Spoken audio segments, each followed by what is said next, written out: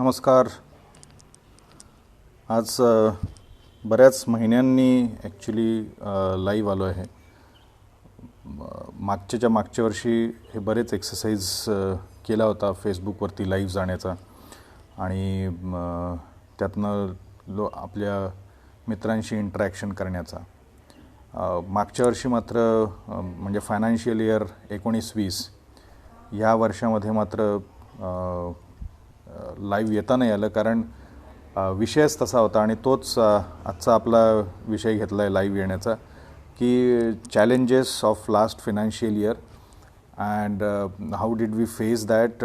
Probably how you also must have faced many challenges in last financial year आणि येणाऱ्या वर्षामध्ये काय challenges येऊ शकतात आपल्याला. कारण सध्या वर्क फ्रॉम होम आहे, थोडासा वेळ पण आहे. मुख्य म्हणजे कंपनीत मी फार काही काम करत नसल्यामुळे माझ्याकडे काही जास्त काम नाही आहे, त्याच्यामुळे मी हे लाईव्ह येण्याचं धाडस करू शकलो. So good morning to all. आणि सगळ्यांना सगळ्यात पहिले हा जो डेडली व्हायरस आलेला आहे त्याच्या अगेन्स्ट फाईट करण्याची शक्ती, मानसिक शक्ती आणि इम्युनिटीची शक्ती अशा दोन्ही तुम्हाला मिळो. आणि याच्याबरोबर मी थोडंसं पुढचं बोलायला चालू करतो आहे. जर मला असं कोणी विचारलं की आत्तापर्यंतच्या प्रोफेशनल करिअरमध्ये सगळ्यात चॅलेंजिंग वर्ष कुठलं गेलं तुमचं,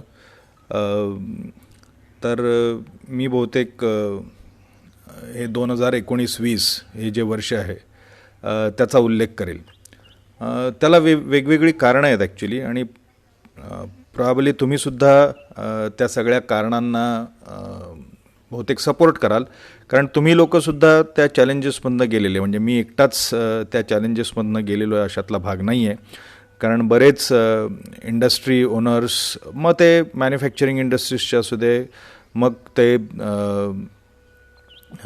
सर्व्हिस इंडस्ट्रीजचे असू दे किंवा कुठल्याही इंडस्ट्रीजचे असू दे, ह्या सगळ्यांना वेगवेगळ्या टाईपचे चॅलेंजेस यावर्षी फेस केलेले आहेत.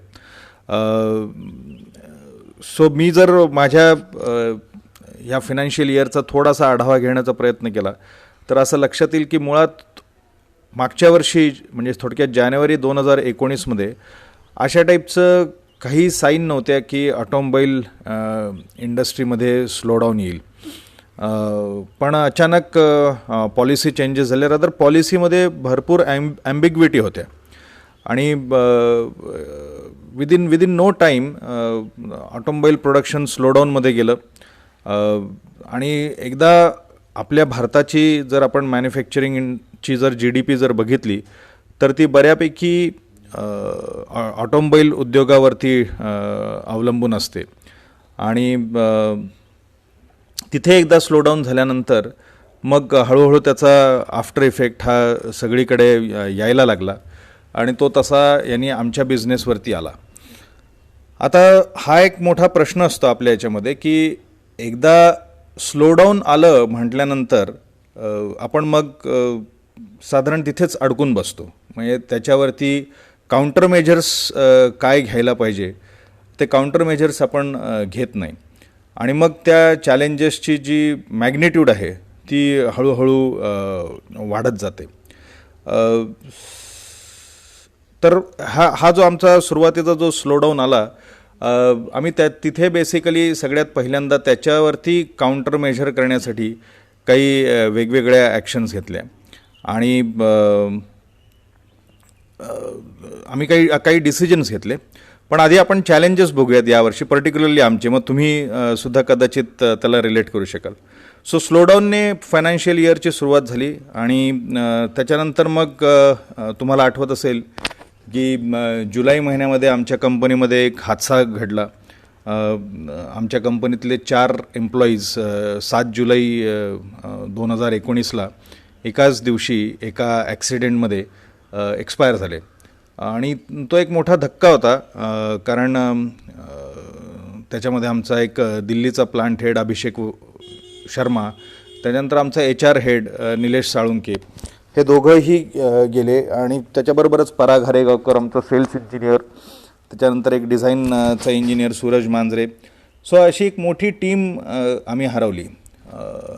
ते झालं न झालं त्याच सुमारास जरी स्लो डाऊन होतं तरी आम्ही इन्फ्रास्ट्रक्चर वाढवण्याचं डिसिजन घेतलं आणि एक खूप मोठी शेड आम्ही डेव्हलप करायला घेतली. ती शेड डेव्हलप झाली, तिथे आम्ही शिफ्ट झालो आणि याच्यामध्ये जो सो कॉल्ड ऑटोमोबाईलचा स्लोडाऊन, ऑटोमोबाईलमुळे आलेला स्लोडाऊन होता तो चालूच होता. कारण EVवरती लोकांनी शिफ्ट व्हायचं, BS4वरनं BS6वरती जायचं, असे वेगवेगळे चॅलेंजेस होते त्याच्यामध्ये. तर त्याच्यामुळे तो स्लोडाऊनचा आफ्टरमाथ आमच्यापर्यंत पोहोचवता. तरी आम्ही थोडंसं त्याच्यातनं मला असं वाटतं की थोडीशी मॅनपॉवर वाढवली आम्ही, फ्युचर अंडरस्टँडिंग करून थोडंसं आमचा बिझनेस सेगमेंट चेंज केला. आणि मार्च महिन्याच्या सुरुवातीला, ह्या मार्च 2020च्या सुरुवातीला आम्ही इनफॅक्ट खूप ऑप्टिमिस्टिक होतो. खूप म्हणजे कमालीच्या बाहेर. म्हणजे आम्ही आमच्या इथली लिटरली मॅनपॉवर जी आहे ती मल्टीफोल्ड केली आणि असं वाटलं की आता पुढचं वर्ष जे आहे ते एकदम दणदणीत आपल्याला स्पेंड करायचं आहे. खूप कामं करायची आहेत आणि खूप ऑर्डर्स एक्झिक्यूट करायचे आहेत आणि खूप खूप खूप अशा टाईपचं एक एक एक मनामध्ये विचार चालू होते. आणि अचानक within I think span of 8 or 10 days हे जे काही करोनाचं जे प्रकरण आहे ते येऊन धडकलं. मला सांगायला एक थोडासा असा आनंद वाटतो की आमच्या कंपनीचं एक छोटं क्रेडेन्शियल आहे जे मला तुम्हाला शेअर करायला नक्कीच आवडेल. कदाचित तुम्हीसुद्धा तुमची बिझनेसची जी सायकल आहे गेले अनेक वर्षाची, कोणी 4 वर्षापासून बिझनेसमध्ये असेल, कोणी 10 वर्षापासून असेल. आम्ही गेले 18 वर्ष बिझनेसमध्ये आहोत आणि ह्या 18 वर्षामध्ये आमच्या कंपनीनी आधीच्या वर्षापेक्षा कमी सेल हा गेल्या 18 वर्षात बघितलेला नाही आहे. फॉर्च्युनेटली ह्या वर्षी हा जो मार्च महिना जो आहे त्याच्यावरती आम्ही माझ्या ते फेब्रुवारीमध्ये आमचा मागच्या वर्षीचा सेल अचीव केला होता आणि जी काय ग्रोथ होणार होती मार्चमध्ये ती आमची कंप्लीट ग्रोथ असणार होती. म्हणजे ज्याला आपण जे काय मागच्या वर्षीपेक्षा आपण पर्सेंटेजमध्ये ग्रोथ म्हणतो ती ह्या महिन्याच्या सेलमधून येणार होती. आणि अचानक परवा शनिवारपासनं एकदम सगळं बंदच झालं आणि आता तर 31 मार्चपर्यंत बंद आहे. तरी आम्ही तो जो आमचा पायंडा जो आहे की मागच्या वर्षीपेक्षा ह्या वर्षी सेल जास्त करण्याचा तो पूर्ण केला आहे. पण जेवढी ग्रोथ आम्ही प्रेडिक्ट केली होती तेवढी काही आमच्या इथे झाली नाही. पण एनिवे कन्सर्न हा नाही आहे. Bygone is bygone. जे झालं ते झालं. वर्ष गेलं 19-20. आता पूर्ण पुढचे 10-11 दिवस, 8-1 दिवस अजून तरी घरामध्येच आहे आणि ते पुढे किती एक्सटेंड होणार आहे हेही आपल्याला माहिती नाही आहे इनफॅक्ट. ओके, थोडासा ब्रेक घेतो. बरेच मित्रमंडळींनी सुप्रभात दिलं आहे. तुम्हाला सगळ्यांना पुन्हा एकदा सुप्रभात. अभिजित लिगदे म्हणत आहेत की मार्चची सुरुवात एकदम छान झाली होती आणि मी सुद्धा त्याला इन फुल ॲग्रीमेंट आहे. थोडंसं ऑटोमोबाईलमध्ये टर्न अराऊंड दिसत होता आणि बाकीसुद्धा काही पॉझिटिव्ह साईन्स येत होते आणि बऱ्यापैकी आम्ही जसं सगळ्यांनीच ऑप्टिमिझम दाखवला होता पुढच्या वर्षीच्या फायनान्शियल इयरमध्ये तो आम्हीसुद्धा दाखवलेला होता. भरपूर मॅनपॉवर वाढवली. तुम्ही जर आत्ता आमचं नवीन इन्फ्रास्ट्रक्चर बघितलं, आमची जर कंपनी बघितली तर तुम्हाला सगळ्यांना आमंत्रण आहे. खरोखरच बघण्यासारखी आहे. फक्त आता ह्या करोनाच्या प्रकरणामध्ये आपण कुठेच फिरू शकत नाही आहे, त्याच्यामुळे मी तुम्हाला जास्त आग्रह नाही करू शकत आहे. पण नक्की हे सगळं प्रकरण निवडल्यानंतर नक्की आमची कंपनी बघायला या तुम्ही. तुम्हाला आवडेल. अतिशय चांगलं इन्फ्रास्ट्रक्चर केलं आहे आम्ही तयार. तर अशा सगळ्या ऑप्टिमिझममध्ये आता हे अचानक करोनाचं प्रकरण येऊन धडकलेलं आहे. या सगळ्या याच्यामध्ये पुढच्या वर्षाच्या आव्हानाच्या अगोदर आपण जे मागच्या वर्षाची आव्हानं आली आम्हाला त्याला आम्ही कशा टाईपचं फेस केलं मी थोडंसं ते तुमच्याशी शेअर करू इच्छितो. बेसिकली सगळ्यात पहिले तर आम्ही एक बिझनेस प्लॅन दरवर्षीच बनवतो आणि त्या बिझनेस प्लॅनवरती खूप डिटेल्डमध्ये काम करतो. आणि एक थोडासा आमच्या एका कोर्समध्ये आम्हाला आमच्या त्या कोर्समध्ये आम्हाला एक स्ट्रॅटेजिक शीट नावाचा एक प्रकार बनवायचा असतो, जो आम्ही दर 6 महिन्याला आम्ही रिव्ह्यू घेतो त्या स्ट्रॅटेजिक शीटचा आणि वेगवेगळ्या ॲक्शनेबल्स काढतो. मागच्या वर्षीसुद्धा काढल्या होत्या. त्या ॲक्शन्सच्या दृष्टीने आम्ही जे प्रोफेशनल लेवलला जे काही चॅलेंजेस येत आहेत त्याला आम्ही फेस करण्याचा प्रयत्न केला होता. मागच्या वर्षी सगळ्यात मोठं चॅलेंज आमची जागा कमी पडत होती. कुठलंही काही एक्सपान्शन करायचं म्हटल्यानंतर जागा अवेलेबल नव्हती, पण मग ती जागासुद्धा आम्ही बनवली. सो ही जे स्ट्रॅटेजिक शीटवरनं ज्या काही वेगवेगळ्या ॲक्शन्स आम्ही घेत गेलो, त्याच्यानी मला असं वाटतं की नवीन आव्हानं जी काय तयार केली, ती आव्हानं स्वीकारण्याची, त्या आव्हानांवरती काम करण्याची ताकद आम्हाला मिळाली. माझं तुम्हाला असं एक स्ट्रॉंग सजेशन आहे सगळ्यांना, बघा तुम्हाला कसं पटतंय ते. हे जे आपला जो बिझनेस प्लॅन आहे, आपलं जे स्ट्रॅटेजिक शीट आहे, हे वेळोच्या वेळी जी रिव्ह्यू करून त्या स्ट्रॅटेजिक शीटमधनं आपल्या ज्या काही कंपनीच्या स्ट्रेंथ आहेत, आपल्या ज्या काही कंपनीच्या विकनेसेस आहेत, त्याच्यावरती आपण वेळोवेळी काम करून वेगवेगळ्या ॲक्शन्स जर काढल्या तर येणारे जे चॅलेंजेस जे आहेत त्याच्यावरती मेथडॉलॉजिकल पद्धतीने, सायंटिफिक पद्धतीने त्याला फेस करण्याची आपल्याला ताकद मिळते, असं माझं आत्तापर्यंतचं मत आहे. हे झालं प्रोफेशनल फ्रंटवरती. आणि जवळपास आम्ही दर स्ट्रॅटेजिक शीटच्या रिव्ह्यूमध्ये एक 25-30 ॲक्शन्स तरी काढतो. इवन मार्चमध्ये सुद्धा आम्ही स्ट्रॅटेजिक शीटचा रिव्ह्यू घेतला होता, तिथेसुद्धा आमच्या आत्ता 31 ॲक्शन्स निघालेल्या होत्या. आता हे स्ट्रॅटेजिक शीट बनवायचं कसं, त्याच्यामध्ये कुठले कुठले भाग असतात, हा एक मोठा अभ्यासाचा विषय आहे. मध्ये ब्रेक घेतो, मिलिंद आळशींनी विचारलं आहे की जून 2020पर्यंत फिनान्शियल इयर एक्सटेंड केलं, त्याचा काही फायदा होणार आहे का? तर होणार आहे. बेसिकली या सगळ्या प्रकरणामध्ये सगळेच बॅलन्स शीट बनवणारे, प्रॉफिट अँड लॉस अकाउंट बनवणारे सगळी अकाउंटंट मंडळी वगैरे अडकलेले आहेत. सगळ्याच आपलं टोटलच लॉकडाऊन झालं आहे, त्याच्यामुळे नक्कीच फायदा होईल. पण मला असं वाटत होतं की ह्या सगळ्या म्हणजे अगदी कालच माझा अमेरिकेशी कॉन्फरन्स कॉल झाला ॲक्च्युली या सगळ्या परिस्थितीवरती, आणि तिथल्या गव्हर्नमेंटनी काहीतरी विचित्र फिगर सांगितली, $1.5 ट्रिलियन वगैरे वगैरे वगैरे इंडस्ट्रीला मदत करण्यासाठी तिथल्या गव्हर्नमेंटनी तेवढे पैसे बाजूला काढलेले आहेत.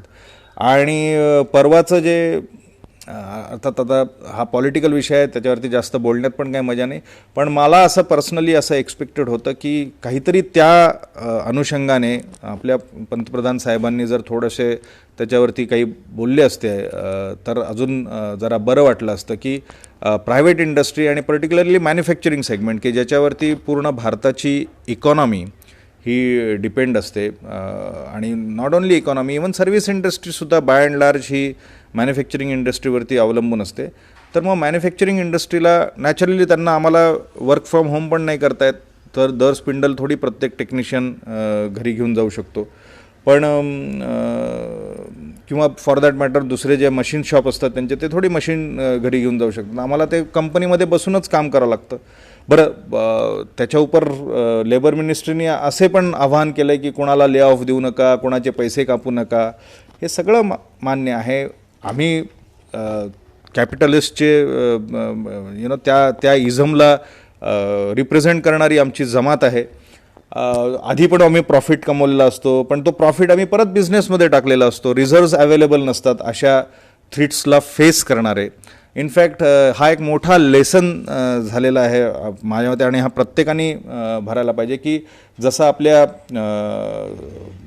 सोसायटीमध्ये एक सिंकिंग फंड आपण काढतो ना, की अगदीच नॅचरल कलॅमिटी आली तर मग सोसायटीला सावरायचं कसं, अशा टाईपचा सिंकिंग फंड मला असं वाटतं की आता बाजूला काढणं गरजेचं आहे. आणि कुठल्याही परिस्थितीत त्याला हात लावायचं नाही. कितीही एक्सपान्शन आलं तरी त्या फंडला हात लावायचं नाही. आणि हे अशा टाईपचे जे थ्रीट्स आहेत त्यावेळेलाच फक्त आपल्याला त्या सिंकिंग फंडला हात लावायची ऑथॉरिटी असेल. अशा टाईपचा एक फंड या थ्रीट्सला फेस करण्यासाठी प्रत्येक कंपन्यांनी आता चालू करावा लागणार आहे. थोडा एक काळ होता की जेव्हा आम्ही असे फिक्स डिपॉझिटमध्ये असे पैसे काढून ठेवायचो बाजूला की काही संकट काळामध्ये आपल्याला वापरायला येतील. पण जर आपण सगळे पैसे हे कंटिन्युअसली एक्सपान्शनमध्ये इन्व्हेस्ट करत गेलो आणि हा फंड असा जर बाजूला नाही काढला तर आत्तासारखी परिस्थिती येण्याची शक्यता असते. So back to strategy sheet. हो, मी त्याच्याचबद्दल बोलतो आहे संदीप, की छोट्या व्यावसायिकांना अडचणी किंवा चॅलेंजेस काय येणार आहेत. तर आत्ता प्रेडिक्शन काहीच नाही आहे की आपण कधी ह्या समस्येवरती मात करणार आहोत. आपल्याला कशा टाईपच्या आफ्टर दिस करोना आपण कशा टाईपच्या इंडस्ट्रियल ॲटमॉस्फिअरमध्ये एंट्री करणार आहोत हे आपल्याला काहीच माहिती नाही आहे. तर मला असं वाटतं की ह्या पुढच्या मी बोलत होतो की मागच्या वर्षीच्या चॅलेंजेसला आम्ही कसं फेस केलं. तर स्ट्रॅटेजिक शीट याच्यावरती आम्ही खूप डिटेलमध्ये काम केलं. पर्सनल लेवलला म्हणाल तर मी तसं बऱ्यापैकी टेन्शन्सना व्हल्नरेबल असणारा माणूस आहे. ॲक्च्युली 2 अँजिओप्लास्टी झालेल्या आहेत माझ्या. आणि कदाचित जर मी एक 4 वर्षापूर्वीचाच जर मी असतो कदाचित तर कदाचित 3री अँजिओप्लास्टी पण झाली असती या सगळ्या मागच्या वर्षाच्या घडामोडीमध्ये. पण सगळ्यात मोठा एक्सरसाइज जो आहे, सगळ्यात मोठा याच्यावरचं मानसिक समस्येला मात करणारा जे सोल्युशन मला सापडलं 3 वर्षापूर्वी, आणि ते म्हणजे एक्सरसाइज. व्यायामावरती प्रचंड फोकस केला. 31 मार्च आता येतीच आहे, 31 मार्च 2017ला मी पहिल्यांदा जिम जॉईन केली. आणि तुमचा विश्वास बसणार नाही, आता जवळपास 3 वर्ष होतील. आणि ह्या 3 वर्षामध्ये मला असं वाटतं की एकूणात फक्त 60 दिवस असे आपण म्हणू शकतो, म्हणजे 2 महिने असे असतील की मी ज्या दिवशी एक्सरसाइज नाही केला. तर माझं तुम्हाला सगळ्यांना एक आव्हान आहे की एक्सरसाइजवरती प्रचंड फोकस करा. कारण इफ यू आर हेल्दी, तुमचा प्रेझेन्स बिझनेसमध्ये असणं खूप गरजेचं आहे. काही प्रश्न येत आहेत की आर्थिक आणीबाणी येऊ शकते, तर त्याचा छोटा इंडस्ट्रीला काय लॉस होऊ शकतो. प्रवीण, मला असं वाटतं की हे खूप हायपोथेटिकल सिच्युएशन आहे की आर्थिक बाणी येईल आणि मग मला असं वाटतं की आपण तेवढ्या पेसिमिझममध्ये म्हणा किंवा निगेटिव्हिझममध्ये जायला नको. कारण आपल्या सगळ्यांनाच माहिती की मार्केट वरती जातं आणि समटाईम्स इट टँक्स. तर मला असं वाटतं की हा एक लर्निंग फेज आहे आपल्या सगळ्यांसाठी. तर आर्थिक आणीबाणी झाली तरी आपल्याला काही ना काहीतरी आपल्याला आयडियाज फाइंड आउट करावं लागणार आहे to keep our sales floating. Who knows, सगळ्यांनाच पे कट्स द्यावा लागेल. हू नोज, त्या अमेरिकेमध्ये काहीतरी एक फर्लो नावाची स्कीम आहे. तर काहीतरी आपल्याला त्याच्यावरती सोल्युशन तर शोधावंच लागेल. आणि अशा ह्या गोष्टी अशा टाईपच्या असतात की अशी संकटं आल्यानंतर आपल्याला एक प्रेझेन्स ऑफ माइंड ठेवावा लागतो. आणि त्या प्रेझेन्स ऑफ माइंड ठेवून आपल्याला वेळच्या वेळी ॲक्शन्स घ्याव्या लागतात. आत्ता तेवढी माझी पोहोच पण नाही आहे की आत्ता जर आर्थिक आणीबाणी आली फ्युचरमध्ये 2 महिन्यानंतर 3 महिन्यानंतर तर आपण काय करू. माझ्याकडे आत्ता त्या प्रश्नाचं उत्तर नाही आहे. आणि सो मी तुम्हाला प्रोफेशनल लेवलचं एक स्ट्रॅटेजिक शीटचं एक प्रकरण सांगितलं, त्याचा एक सायंटिफिक ॲप्रोच. ओके, मध्येच थोडंसं नेट कनेक्शन वीक झाल्यामुळे याचा मेसेज आला. मी जरा दुसऱ्या जागेवरती जाऊन बसतो.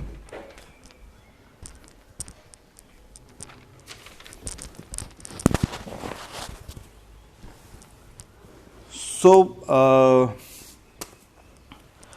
हे चॅलेंजेस मला दिसत आहेत आत्ता ॲक्च्युली, की आत्ता सगळ्यात मोठा चॅलेंज असा आहे की ही परिस्थिती कधी निवळणार आहे. जॉब करणाऱ्यांसाठी ॲडव्हाईस, मला असं वाटतं कोणी विचारलं आहे हे, स्वप्नील जोशींनी. मी तर म्हणेल त्यासाठी मी एक सेपरेट लाईव्ह सेशन घेतो. चंद्रशेखर कुलकर्णी म्हणतात की economic distress will be there but we will have to negotiate through obstacles. याच्यामध्ये काहीच डाऊट नाही आहे, कारण हे प्रॉब्लेम्स तर कम्प्लिटली अनप्रेसिडेंटेड, म्हणजे ज्याला आपण we don't foresee this kind of problems actually, like भूकंप होणे किंवा सुनामी येणे किंवा हे असा करोना व्हायरसचा इश्यू, हे आपण कधी इमॅजिन पण नाही करू शकत. CSR ॲक्टिव्हिटी करू शकतो, याची तयारी वैचारिक व प्लॅनिंग करू शकण्याचा एजेंडा घेऊ शकतो ना. ठीक आहे, CSRचं मला इथे काही समोर रिलेट होऊ शकत नाही आहे श्रीकांत, एक्झॅक्टली तुम्ही काय म्हणू इच्छिता ते. But yes, it's a good idea CSR. Okay, so let's talk something about next year. मला असं वाटतं की पुढचं वर्ष एप्रिल ह्या सगळ्या प्रकरणामध्ये जाणार आहे. होपफुली आपण अशी आशा करूयात की ह्या एप्रिल महिन्याच्या एंडपर्यंत हा जो काय सगळा आपल्या इथे प्रकार चालू झालेला आहे करोनामुळे, त्याची तीव्रता, त्याचं मॅग्निट्यूड कमी होत जाईल आणि कदाचित आपण पुन्हा एकदा जे आपलं रेग्युलर रूटीन आहे ते सुरळीत होईल असं मला वाटतं आहे, किंवा अशी मी आशा करतो आहे. आणि ते झाल्यानंतर मात्र त्याच्या पुढचे अजून 2 महिने आपल्याला बहुतेक अजून झगडावं लागणार आहे. सो एक एप्रिल, मे, जून पुढचं फर्स्ट क्वार्टर या सगळ्या प्रोसेसमधनं रिव्हाईव्ह होऊन परत एकदा झिरो लेवलला येईपर्यंत छोट्या कंपनीसाठी, मोठ्या कंपन्यांचा तर प्रॉब्लेम हा त्या जितक्या मोठ्या तितके त्यांचे प्रॉब्लेम्स पण मोठे असणार आहे. पण छोट्या कंपन्या, म्हणजे ज्यांचा टर्नओव्हर साधारण साधारण 20-25 कोटीच्या आतमध्ये आहे, अशा कंपन्यांना रिव्हाईव्ह होण्यासाठी मला असं वाटतं की 3 महिने अजून लागतील. आणि त्या 3 महिन्याच्या नंतर आपल्याला पुन्हा एकदा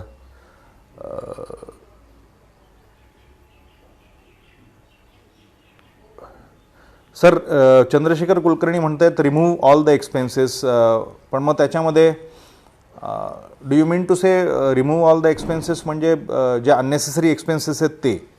कारण ऑल द एक्सपेन्सेस असं तर नाही करू शकत. म्हणजे प्रॉब्ली तुम्ही अननेसेसरीली एक्सपेन्सेस लिहायचं विसरले त्याच्यामध्ये, की रिमूव्ह ऑल अननेसेसरी एक्सपेन्सेस.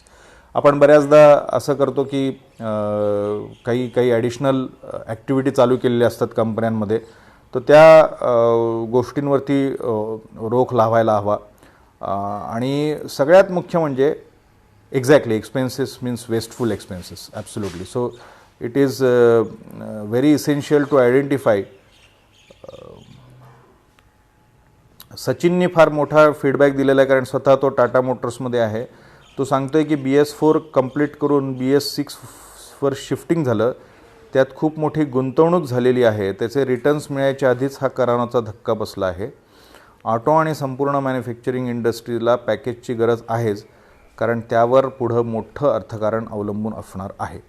अगदीच. आणि मी जेव्हा मगाशीसुद्धा म्हटलं आणि मध्ये एका पोस्टवरतीसुद्धा लिहिलं होतं की साधारण याचा अर्थकारणावरती काय इफेक्ट होईल, शासनातर्फे म्हणा किंवा ओव्हरऑल इंडस्ट्री ह्याला कसं रिस्पॉन्ड करेल, याच्यावरती नॅचरली सध्या जे आलेलं संकट आहे ते टाळण्याच्या मागे सगळ्यांचं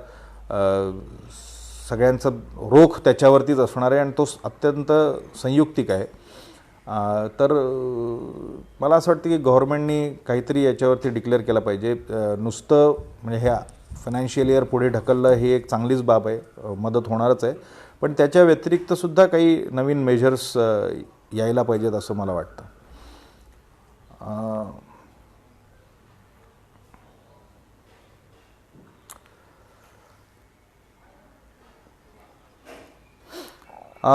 अनफॉर्च्युनेटली प्रशांतजी तुम्ही प्रश्न विचारला त्याच्याबद्दल थोडंसं मी मगाशी बोललो होतो ॲक्च्युली की तशी सरप्लस अमाऊंट आम्ही काढून ठेवायचो, पण आता या एक्सपान्शनमध्ये आम्ही ती ॲक्च्युली सगळी सरप्लस अमाऊंट वापरली इनफॅक्ट.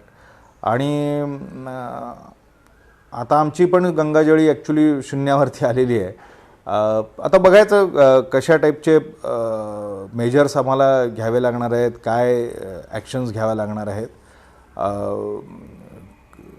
पूर्वी आम्ही असा आणि मगाशी आम्ही हा एक तो सिंकिंग फंडचा एक कन्सेप्ट आत्ता बोलताना मांडला होता की असा ठेवायला पाहिजे. हे या थ्रीटनी, या करोनाच्या थ्रीटनी तेवढं एक शिकवलं की असे काही जर प्रॉब्लेम्स आले तर आपण आपल्याकडे थोडीशी काय होईना रिझर्व्स म्हणा, सरप्लस म्हणा आपल्याला असायला पाहिजे, जे छोट्या कंपन्या नॉर्मली ठेवत नाहीत.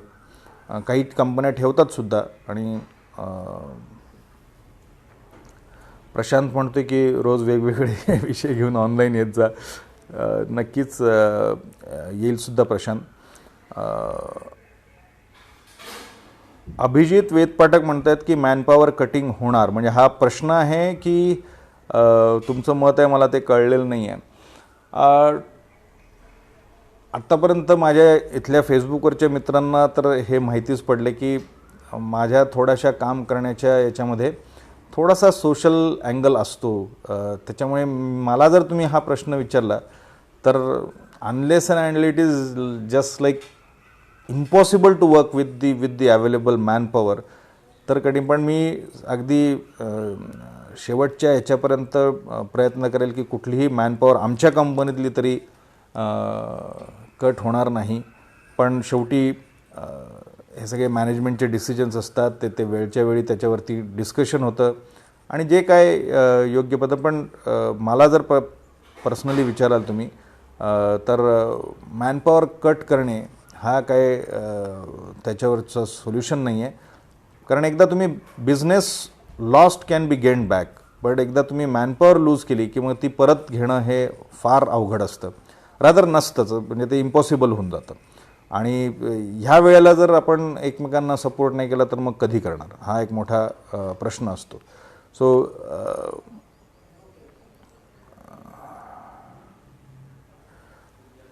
आशिष म्हणतोय की फेब्रुवारी एंडपासून मार्केट मस्त ओपन झालं आहे, 1-2 महिने पॉज भेटला तरी we can bounce back because we have people and we have needs. Absolutely. म्हणजे I am so thrilled to read this Ashish.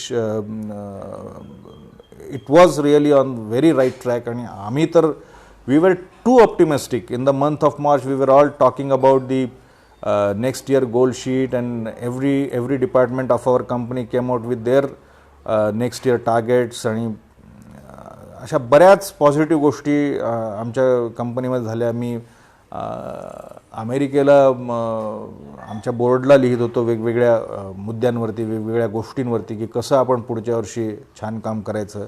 आणि this corona has actually hit all the planning whatever deciding.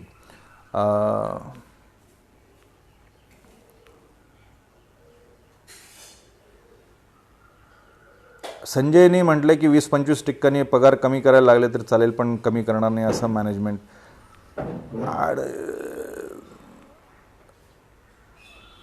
हां, म्हणजे आता कुठे ना कुठेतरी measures घ्यावे लागणार आहेत आणि ते कसे घ्यावे लागणार आहेत ते आता डिसाईड करावं लागेल की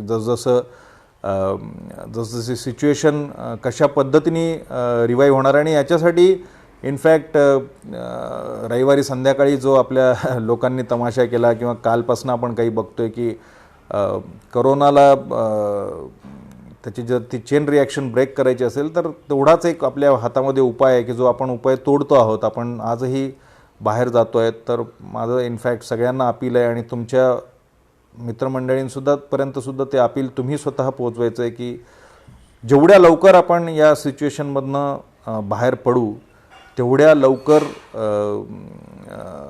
आपल्याला बाउन्स बॅक व्हायला चान्स मिळतो ॲक्च्युली. सो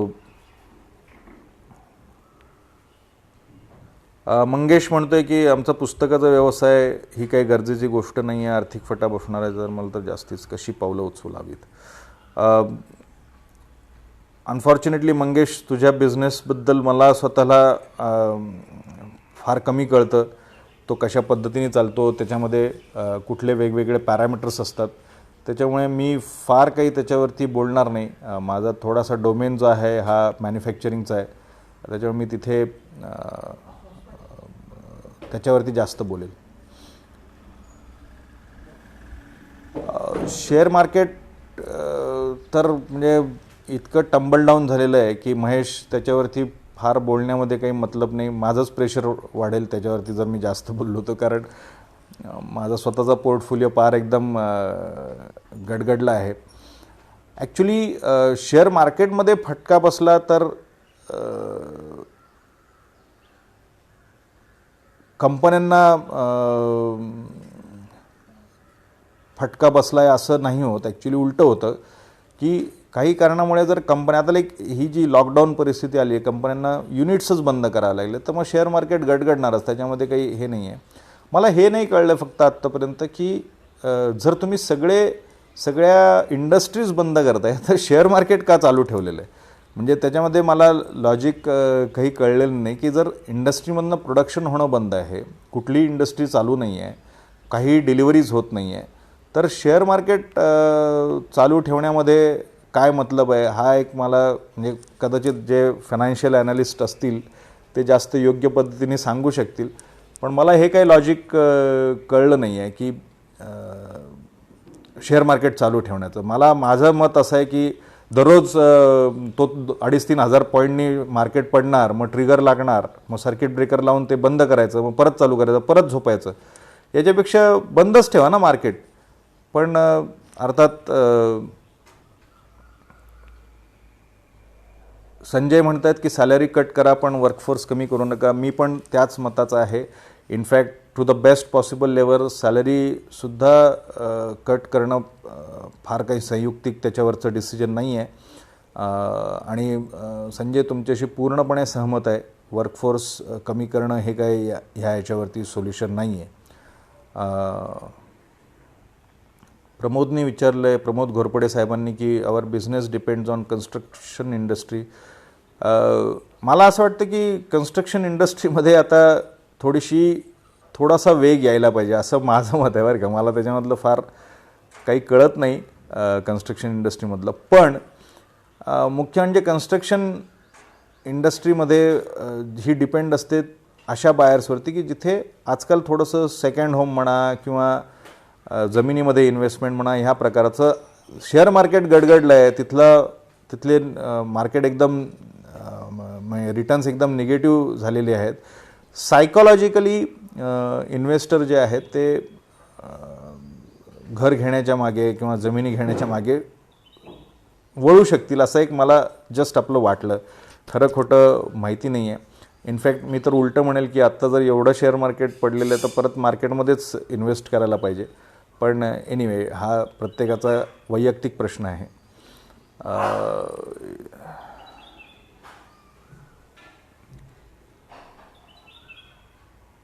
श्रीकांत, अगदी हे खरं.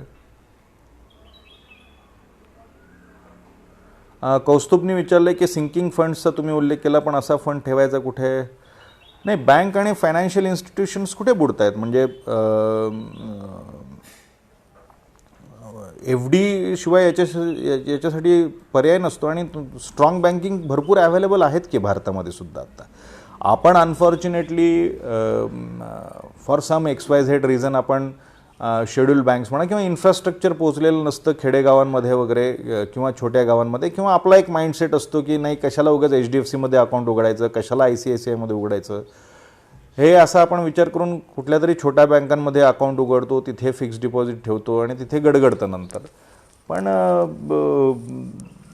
हे इव्हेंच्युअली असंच होत जाणार आहे कौस्तुभ, की एक दिवस असा येईल, मला असं वाटतं की हार्डली भारतामध्ये एक 4-5 बोटावरती मोजण्या एवढ्या बँक्स शिल्लक राहतील.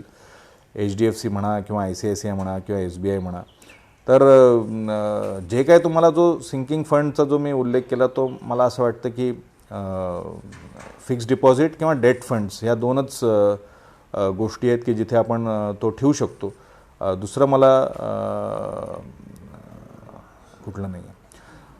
हाच एक इश्यू आहे कुलकर्णीजी, तुम्ही जो मेन्शन केला की hard look is essential, KRA KPI हा एक मोठा प्रॉब्लेम आहे. म्हणजे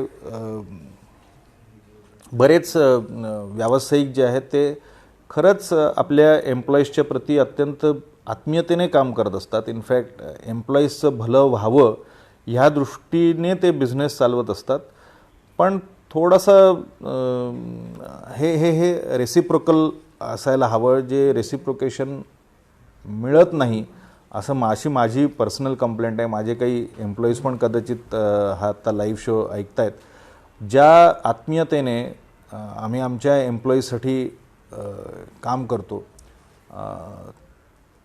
एम्प्लॉई एंगेजमेंट म्हणजे ह्याच्यावरती मी 1-2 दिवसामध्ये येईलच परत लाईव्ह, तर तेव्हा मी त्याच्यावरती सविस्तर बोलेल की एम्प्लॉई एंगेजमेंट म्हणजे काय, हा एक विषय असणार आहे. आणि प्लस सगळे घरातच असल्यामुळे यंगस्टर्ससाठी एक विषय घेऊन येणार आहे. सो तो मी त्यावेळेला त्या विषयावरती बोलेलच actually.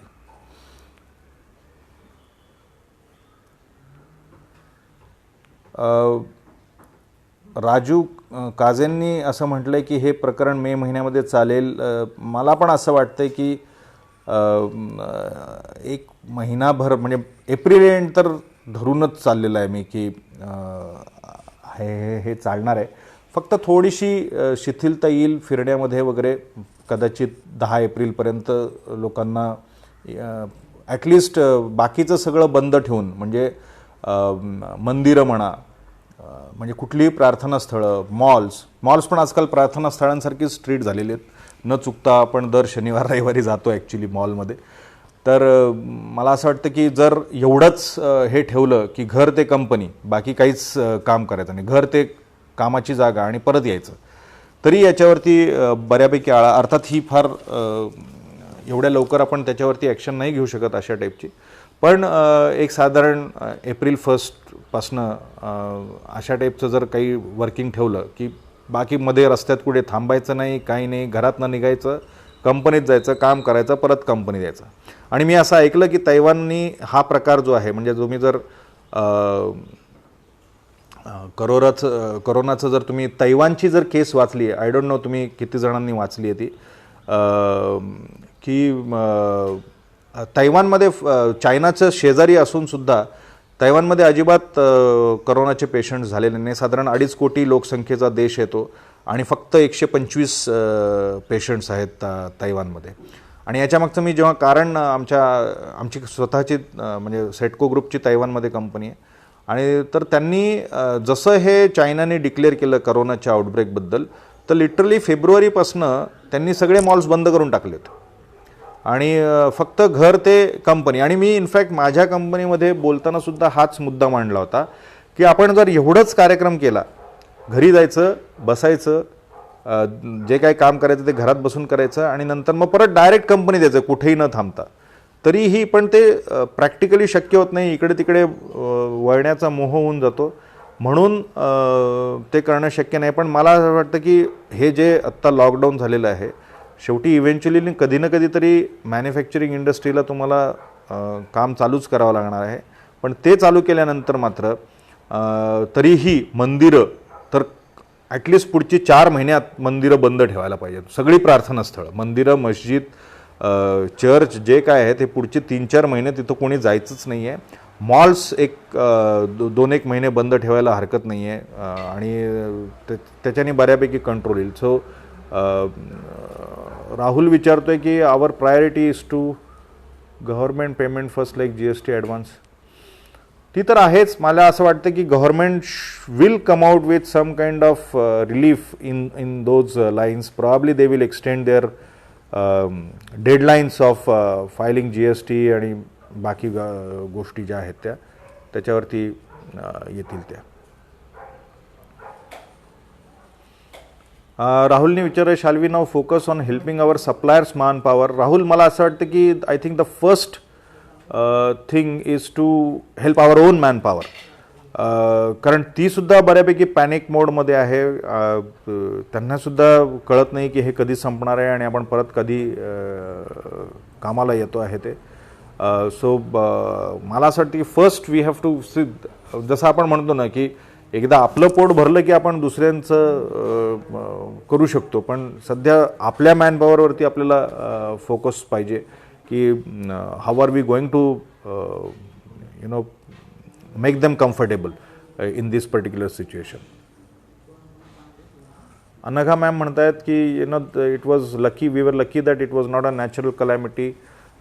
So I think Anagha ma'am, it's very thanks for your very positive outlook, and I'm sure that once we are out of this corona thing, probably we all should work hard, and I think come back to the datum position as quickly as possible.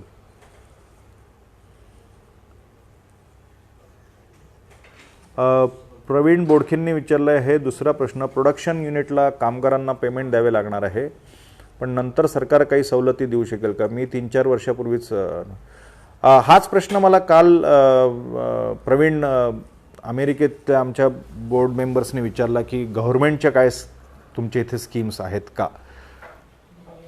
तर unfortunately आपल्या इथे गव्हर्नमेंटच्या काही schemes नाही आहेत. अशा टाईपचे problems एवढ्या हेवी मॅग्नेट्यूडचे नाही, पण अशा टाईपचे प्रॉब्लेम्स मागे पण आलेले होते.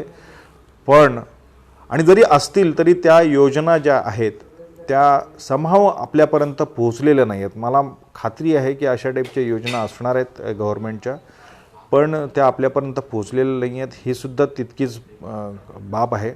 कदाचित गव्हर्नमेंटने अगदी क्लीनेस्ट वेनी येऊन ह्या इश्यूवरती आता थोडंसं एकदा ही परिस्थिती थोडीशी कंट्रोलमध्ये आल्यानंतर, आत्ता अजूनही परिस्थिती अजिबात कंट्रोलमध्ये नाही आहे, त्याच्यामुळे ही थोडीशी परिस्थिती कंट्रोलमध्ये आल्यानंतर गव्हर्नमेंटने याच्यावरती थोडंसं भाष्य करावं असं मला वाटतं. प्रशांत म्हणतोय की लिक्विड फंडबद्दल माहिती द्या.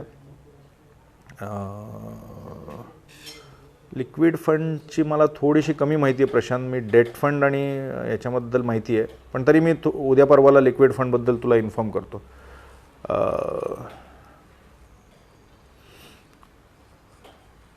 प्रशांत म्हणतात की चांगल्या सुरू असलेल्या छोट्या उद्योजकांना सरकारने बँकेतर्फे काही विशेष पॅकेज. अगदी सहमत प्रशांत कुलकर्णी तुझ्या मताशी. फक्त आता हे चांगलं सुरू आहे आणि खराब सुरू आहे याचा अर्थ काय, हा एक मोठा ऐरणीचा मुद्दा आहे. कारण चांगल्या कंपन्या चालवणे म्हणजे काय, मग ते बॅलन्स शीट जर मुद्दा धरला तर बरेच जण मॅनिप्युलेटेड बॅलन्स शीट करतात. जर दुसरे कुठले सब मुद्दे आपल्याकडे फार कळीचे असतात की कशावरून आपण हे ठरवायचं. हर्षल विचारतोय की 6 महिने राहील का ही सिच्युएशन. मगाशी आपण बोललो ॲक्च्युली की मला असं वाटतं की तीन महिने तर नक्कीच राहील. 6 महिने हे फारच पेसिमिझम होईल. Yes Rahul, and there are many comments which I missed actually. Swapnil म्हणतोय की शेअर मार्केट इन्व्हेस्टमेंटबद्दल जास्त माहिती द्या. स्वप्नील, आता काय बोलणार शेअर मार्केट इन्व्हेस्टमेंटबद्दल, ते एवढं झोपलं आहे.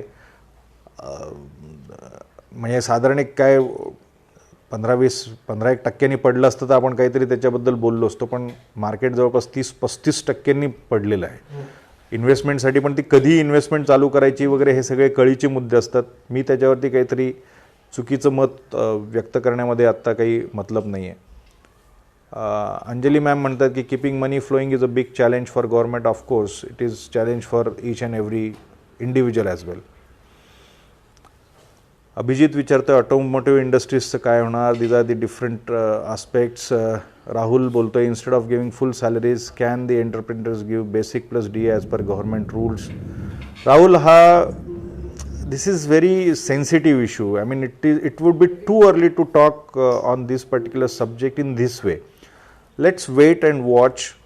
Let's see how things come out. Let's check how employees react to this particular situation. Rahul, employees कशा पद्धतीने या गोष्टींना रिॲक्ट करतायत, ते कशा पद्धतीने रिस्पॉन्स करतायत. सो त्याच्यावरती हे सगळं डिपेंड असायला पाहिजे असं मला वाटतं आहे. अमित विचारतायत की मी टुरिझम इंडस्ट्रीमध्ये आहे, शासनाची मदत मी काय त्याच्याबद्दल सांगू नाही शकत आहे. किती दिवस चालेल, माझं स्वतःचं 15 मेचं ॲक्च्युली अमेरिकेचं तिकीट आहे. मला माहिती नाही मी तिथे आता जाऊ शकणार की नाही, बहुतेक नाहीच जाऊ शकणार.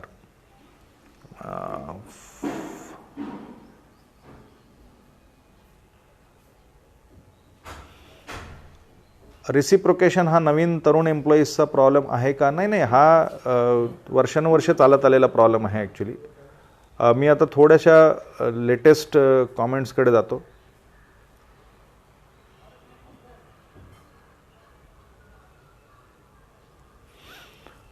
स्वाती मॅमने म्हटलं आहे की कंपनीमध्येच राहायची सोय करता येणार नाही का? हे सोल्युशन तुम्ही जर माझा कालचा व्हिडिओ जर बघितला की जिथे मी कंपनीमध्ये थोडंसं आवाहन केलं होतं, हे मी सोल्युशन दिलं होतं, पण लोक अजिबातच त्या ऐकण्याच्या मूडमध्ये नाही आहे. नाहीतर अदरवाईज आमच्या कंपनीमध्ये आम्ही 100% अशी सोय करू शकत होतो की लोक तिथेच राहिले असते आणि त्यांना कुठल्याही टाईपचं टेन्शन नसलं असतं. पण इथे काय आहे, हे सायकोलॉजिकली इतकं टॅक्सिंग होतं सगळ्यांच्यावरती आणि घरच्यांचे सारखे फोन, आणि त्याच्यामुळे मला असं वाटतं की आमचे बरेचसे employees they practically ran away from Pune and they went back to their home, which was a very bad decision. पण त्याला काही इलाज नव्हता, कारण शेवटी घरच्यांचं टेन्शनसुद्धा बेअर करणं हे फार डिफिकल्ट असतं.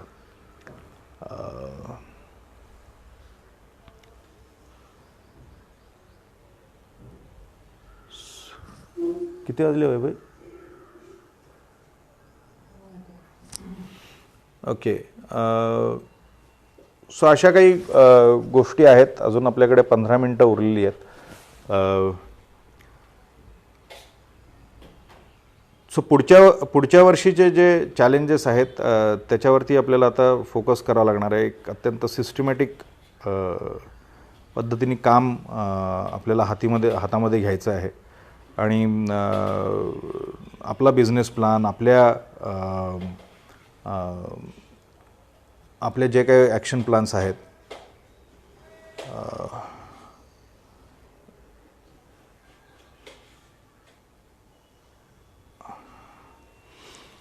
सो एक मला हेच लाईव्ह असताना एक पर्सनल मेसेज आला, तो त्यांना मी आता नंतर उत्तर देतो. सो पुढच्या वर्षीमध्ये आपल्याला अंजली मॅम म्हणतात की sir we should not forget agriculture industry most affected farmers. Anjali मॅमनी पहिल्यांदाच मला सर म्हटलेलं आहे, so feeling good about it. But agriculture industry ही नेहमीच दुर्लक्षित आहे शासनातर्फे आणि इव्हन समाजातर्फे सुद्धा. माझं हे नेहमीच मत आलेलं आहे. राहुल विचारतो what does it mean to end the financial year in June 2020? Nothing Rahul. आता जे आपण आपलं जे बॅलन्स शीट जे आपल्याला बनवावं लागतं, सो ते 31 मार्चच्या ऐवजी 30 जून तारीख धरून बनवायचं आहे. आणि मग त्याच्या अनुषंगाने येणारे सगळे जे काय फिनान्शियल इम्पॅक्ट आहेत ते थोडक्यात आपल्याला जुलैनंतर होणार. म्हणजे जे काय आपल्याला प्रकार ह्या पुढच्या 3 महिन्यामध्ये करावा लागतो बॅलन्स शीट संपल्यानंतर, ते आपल्याला जुलैपासनं करावं लागते. माझ्यासाठी तरी ते इतकं सोपं अंडरस्टँडिंग होतं. Indeed it is a good opportunity to revisit our business model, Kulkarni साहेब म्हणत आहेत. त्याच्यामध्ये काही डाऊटच नाही आहे. मला असं वाटतं की ह्या ज्या स्वोट प्रकारामध्ये जो थ्रीट हा प्रकार असतो की ज्याच्यावरती आपला फार कंट्रोल नसतो, या थ्रीटवरती आता थोडासा विचार करण्याची गरज आलेली आहे. नॉर्मली आपण आपले विकनेसेस जे आहेत, आपल्या स्ट्रेंथ जे आहेत, त्याच्यावरती we work on them, but थ्रीट्सवरती आपल्याला थोडंसं काम करावं लागणार आहे. आमच्या ऑफिसने वर्क फ्रॉम होम नाकारलं आहे, ऑफिसला या किंवा सुट्टी घ्या, दोनच ऑप्शन. शिवपाल, सॉरी, म्हणजे आता मला पण कळत नाही की काय रिॲक्ट करावं ते, कारण सिच्युएशन ही अशा टाईपची आहे की सगळ्यांनीच ॲक्च्युली एकमेकांना सावरून घ्यायला पाहिजे. सो एक एक 31 मार्चपर्यंत तरी, 1 एप्रिलनंतर कदाचित काही आपण त्याच्यावरती बोलू शकतो.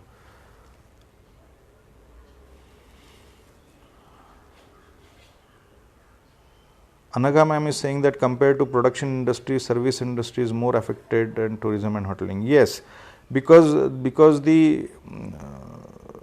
their slowdown started much before the production industry, and probably it will just continue even after the production starts.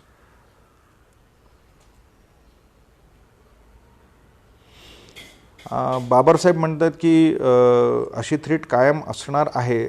असं कायम नसतात हो सर, मला असं वाटतं. म्हणजे I might be too hopeful, but ही काय सिच्युएशन अशी कायम असेल असं काही मला वाटत नाही. एव्हरी कदाचित 5-10 वर्षातनं अशी एखादं सिच्युएशन येते, आणि फक्त आपला तोच थोडंसं फेल्युअर म्हणायला पाहिजे की अशा सिच्युएशनला फेस करण्यासाठी आपण फिनान्शियली सस्टेन नसतो, आपण फिनान्शियली तयार नसतो. हा मला असं वाटतं की त्याच्यामागचा एक मोठा प्रॉब्लेम झालेला आहे. So I think it was nice talking to all of you.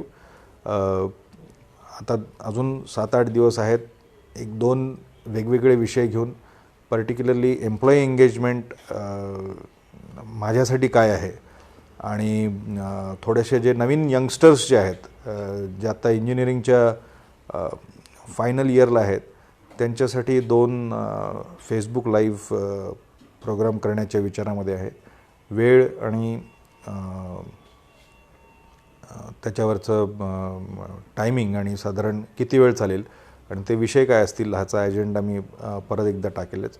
So thank you very much for patient listening. Thank you very much for different comments. Probably I will be going through all of them आणि त्यांना जसं शक्य होईल तशा पद्धतीने उत्तर देईल. Bye for now and take care. Stay healthy, stay safe.